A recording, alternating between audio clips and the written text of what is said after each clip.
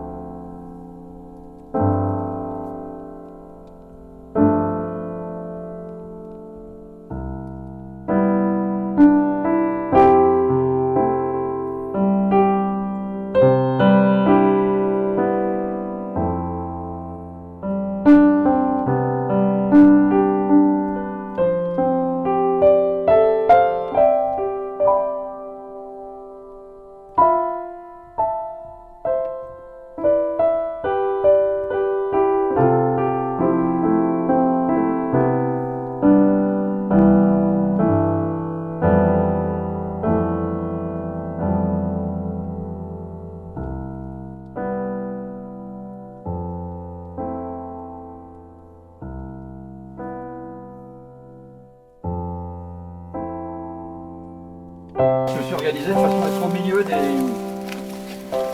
milieu des objets dont je me sers, quoi. Voilà.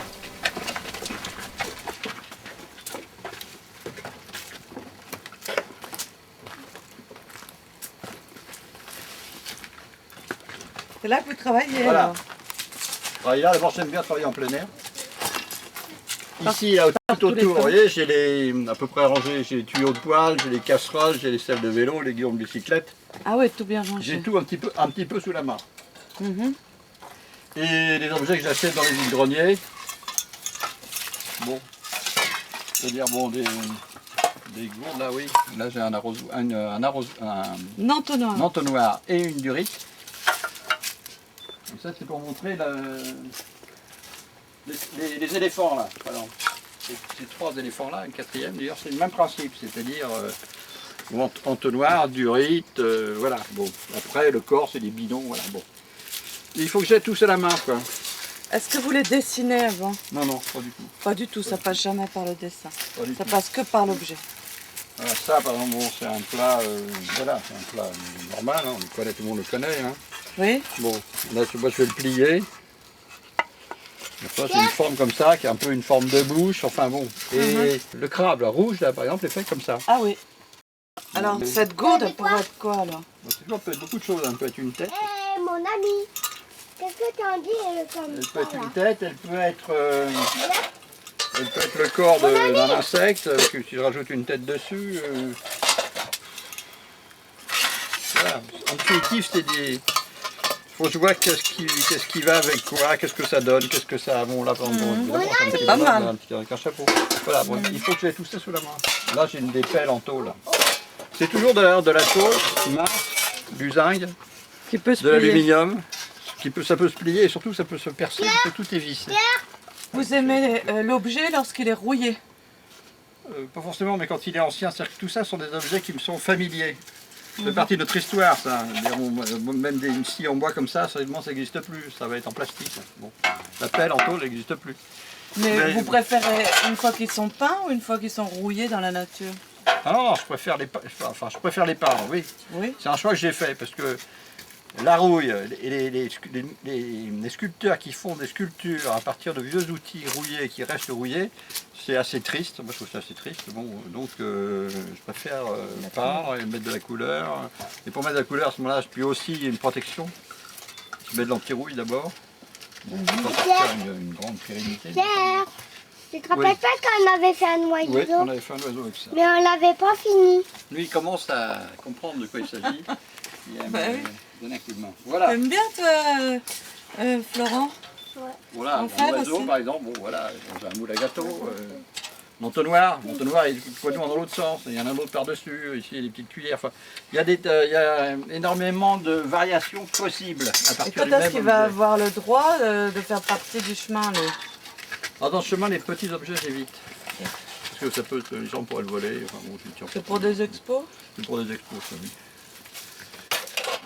Dans le chemin, ce sont des géants. C'est-à-dire que de toute façon, moi, depuis quelques années déjà, je fabrique à l'extérieur et je travaille pour l'extérieur. Je ne travaille pas pour les galeries. Par exemple, à Saint-Simon, ils m'ont demandé d'exposer à l'intérieur, ce n'était pas prévu. Normalement, moi, je devais faire que dehors. Je trouve qu'on a plus de place, plus de recul, on respire mieux, on peut parler, enfin, on n'est pas coincé. Et vous faites vos repérages, vous la mettez Et pas voilà, n'importe où. voilà c'est ça. Avant, Voilà. vous Je fais faites une vos mise en scène repérages. parce que maintenant j'ai tellement de choses que je peux faire des mises en scène avec. J'ai des animaux de toutes sortes, j'ai des personnages. Et ils se répondent entre eux? Quelquefois, oui, je peux faire dialoguer. Là, à Saint-Simon, j'ai mis un loup avec un agneau, c'est la première fois que je les mets ensemble. J'ai 2 expos à l'extérieur, donc j'ai à peu près 80 sculptures qui sont à l'extérieur, plus toutes celles du chemin, plus toutes celles que j'ai ici, donc j'ai de quoi faire. Plus celle de Saint-Simon. Plus Saint-Simon. On est en Mais 2009. moi, ce qui m'intéresserait, c'est que ça existe en public, évidemment, que ce soit donné à voir en public, et dans des endroits publics, pas dans des endroits privés. Pas des endroits fermés comme les galeries, mais des endroits ouverts, c'est-à-dire comme les jardins publics, je sais pas, moi, les villages, etc. Bon, parce qu'à ce moment-là, ça existe vraiment. Et ça, vous l'avez demandé à Villefranche-de-Rouergue, non? J'ai demandé, ils m'ont jamais répondu. Parce que Villefranche-de-Rouergue, c'est une ville qui est très conservatrice, très conservatrice, et tout est sujet à polémique, donc ils ne veulent pas de polémique. À Villefranche, il y a un sculpteur tout à fait classique, un peu pompier. Il a fait une sculpture d'un homme qui pousse un rocher, et cet homme, il a le sexe à l'air. Ils en sont encore à demander une feuille de vigne, enfin, ils en sont encore là à Villefranche-de-Rouergue, donc c'est pas la peine de leur demander de faire de la contemporaine. Donc ça dépend des gens, il faut que les gens soient un petit peu éclairés, ouverts à la culture, et à ce moment-là, évidemment, j'ai des propositions, mais ce n'est pas toutes les mairies, effectivement. D'ailleurs, moi, c'est un problème majeur de l'existence de l'art dans notre société, quoi. Comme de la musique. Bon, c'est absent de la vie. Bon, avant, il y avait des kiosques à musique, vous voyez, les gens répétaient, on l'entendait. Dans les squares, il y avait des fanfares, tout ça, ça a disparu, quoi. Et la peinture et la sculpture, ça a disparu de l'espace public. C'est-à-dire qu'avant, c'était présent. Il y avait des monuments. Les derniers sont les monuments aux morts. Ce sont les dernières sculptures qui étaient demandées par les villes. Les architectes ont pris le pouvoir, donc ils ont exclu tous les sculpteurs. Les peintres sont exclus de l'espace public. Voilà. Ça n'existe plus, quoi. Que dans des galeries ou chez des collectionneurs. Et donc l'autre Alors, jour, moi, quand on ce que- s'est rencontrés, vous ralliez contre ça et contre la façon dont on fait le commerce de l'art, etc. Vous aviez une colère là sous-jacente. Ben oui, parce que, étant donné que maintenant, il s'agit simplement d'une marchandise, c'est-à-dire que c'est entre les mains des collectionneurs, des spéculateurs, des marchands d'art, etc. Donc c'est sur un marché, c'est un marché avec des cotes. Hein. Bon, on est, la fonction de l'art, disons, maintenant, elle est simplement spéculative. Elle est relativement spéculative. Donc, bon, à ce moment-là, ça se passe entre la salle des fêtes et les collectionneurs et ça disparaît de l'espace public. Alors après, évidemment, on garde quelques pièces qui sont montrées dans des musées. qui sont quand même des endroits clos. Hein, bon. Et ça il n'est ne pas correspond question. pas avec l'art brut. Vous, Voilà. vous, Ah oui, disiez, c'est vous ça, donniez bien sûr. votre définition de l'art brut. C'est quoi pour vous l'art brut, justement? Non, ouais, enfin bon, la définition de l'art brut, La vôtre. la mienne, oui, non, parce qu'il y a celle de Ah oui, on était parti de là. Celle du buffet. celle du buffet, bon évidemment, qui lui a défini l'art brut comme étant l'expression de gens du commun, les gens du commun, c'est-à-dire des gens simples qui n'ont pas fait d'études, qui n'ont pas fait d'école d'art et qui font de la peinture et de la sculpture, un peu comme M. Jourdain faisait de la prose sans le savoir, c'est-à-dire qu'ils n'ont pas le sentiment d'être des artistes. Donc là, on avait mis Voilà. l'art paysan Oui, aussi, voilà, avec, l'art paysan aussi. Donc, avec cette c'est- femme c'est- qui voilà. expose avec vous. Donc là, on a des gens qui sont d'une grande simplicité, quoi. Bon, et Dubuffet, donc, estimait que cette définition ne pouvait correspondre qu'à des gens simples. Le problème, c'est que depuis, l'art brut fait partie de l'enseignement, ce sont on peut dire, une esthétique, Une avec un esthétique, vocabulaire. depuis quelques Hein, années. oui, depuis quelques Depuis, années. Depuis Dubuffet, d'ailleurs, depuis que Dubuffet a sorti ça comment on peut dire, de la classe, c'était pas du tout reconnu, c'était pas du tout présenté dans les musées. Bon, Dubuffet a donné des notes de noblesse, Des lettres de des noblesse. lettres de noblesse à l'art brut. Donc, à partir de ce moment-là, évidemment, ça fait partie de ce qui s'enseigne. Bon, donc il y a beaucoup d'artistes contemporains qui sont influencés par l'art brut. Donc, moi, je suis quelqu'un qui a été influencé par l'art brut, évidemment. Et donc du buffet de cette période-là, c'est quelle période pour les néophytes? Bon, ça existe encore, hein. Il y a encore des gens, il y a encore des paysans qui font de la sculpture et qui sont pas au courant du tout de ce que ça peut être un musée et qui font ça. Quand est-ce qu'il a donné à cet art-là ces lettres de noblesse? Ah, ça, je ne peux pas vous dire. Je pense que c'est À après-guerre. 50, Après 80, je pense que c'est après-guerre. Mais, Après-guerre? Oui. euh, Et votre cursus, vous, ça a été de faire les arts appliqués, je crois. oui, j'ai fait les arts appliqués. À Paris. Les arts appliqués. Donc c'est pour ça que j'ai fait du design pendant longtemps. J'ai appris la sculpture, mais la technique. Bon, ça je la connais, mais je ne la pratique pas du tout. Sculpture bien de la évidemment. pierre, vous voulez Sculpture de la dire, pierre, ou du oui, bois sculpture du ou- bois, enfin toute la technique de la sculpture. Parce que l'école des arts appliqués, elle formait des techniciens.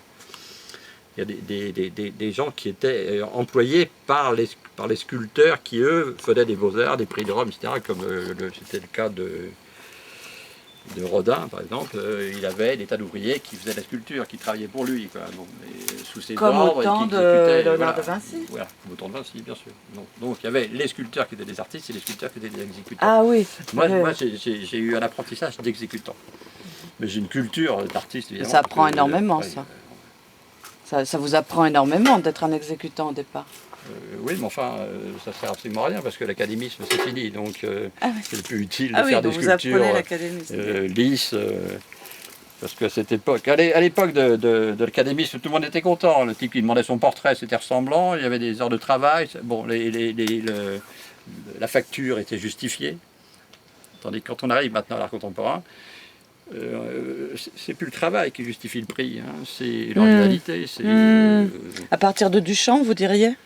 Picasso. Je pense que Picasso Picasso. Vous restez toujours dans le figuratif. Un Picasso, quand il s'est détaché du figuratif, c'est-à-dire qu'il a commencé à ne plus terminer ses toiles, alors qu'avant on demandait au moins que la toile se terminait, à ne pas travailler sur commande, à refuser les commandes, donc à peindre ce qu'il avait envie de peindre et de la façon dont il avait envie de le faire, et non pas obéir au diktat du commanditaire, quoi. Voilà. Mais il est resté quand même dans le figuratif. Oui, n'a mais jamais enfin, il fait n'a pas d'abstrait. fait le portrait de Général de Gaulle. Général de Gaulle n'aurait pas demandé son portrait de Picasso. D'abord, Picasso n'aurait pas voulu le faire, et le Général de Gaulle aurait été très mécontent du résultat. Donc, dans ce moment-là, il faut s'adresser. C'était possible. Il y a eu des portraits de Général de Gaulle qui ont été faits par des artistes qui étaient des académiques, Oui. donc qui n'étaient plus considérés comme de bons artistes, comme de grands artistes en tous les cas. Donc c'est la fin de l'académisme. Et Duchamp, ça n'a pas marqué une période pour vous? Si, aussi. Non, mais là, Duchamp, c'est... Ça n'avait rien à voir avec la Il n'y a plus de sculpture. pinceau, il n'y a plus de crayon, voilà, bon, voilà, on Oui, encore c'est encore une plus autre étape, hein. conceptuel. Voilà, Vous avez des ready-made chez vous? Des étrésillons à oui, bouteilles, il y en a non, partout. non, mais pour moi, quand j'ai un porte-bouteille chez moi, je sais que c'est un ready-made, donc j'ai le sentiment de posséder quelque chose Ah oui, d'un peu mieux que le porte-bouteille ordinaire, quoi, évidemment. de grande valeur. Oui.